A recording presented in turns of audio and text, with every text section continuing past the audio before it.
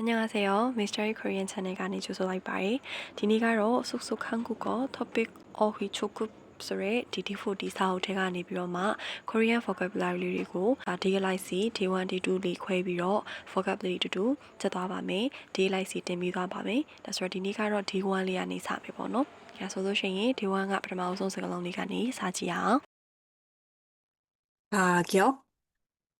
ဈေးနှုန်း가격 가요 요야 디드침 가요 간식 디사 간식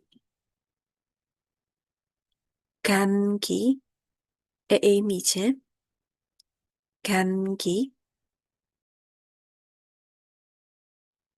갑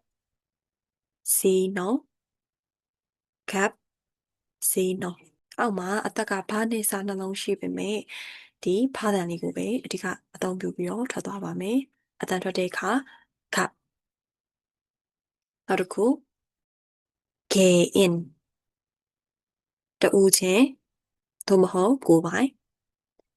개인 거리 လမ်းမ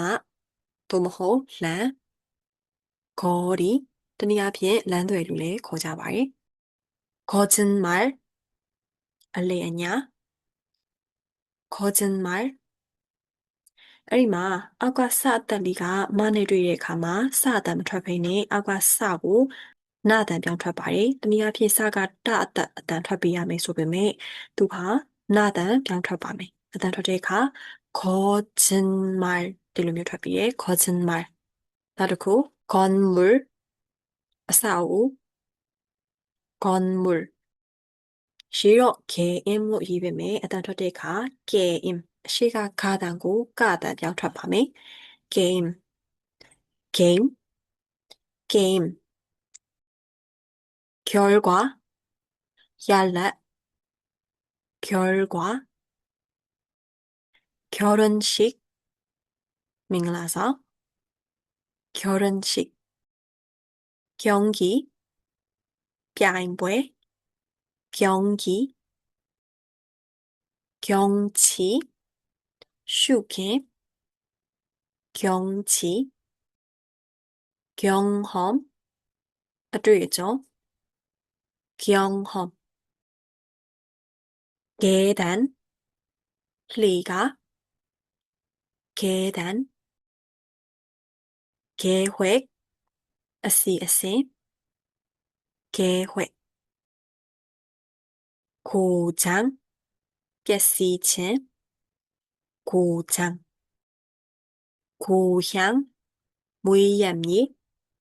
고향 골목 란자 골목 곳 니야 곳 공간 내야라 공간 공기 리루 공기 네,ဒါဆိုလို့ရှိရင် D1 ကတော့ဒီထိပါပဲရှင်။ D2 မှာပြန်တွေ့ပါမယ်။ဒါနဲ့ဒီ vocabulary ပေါ့နော် Korean vocabulary တွေကို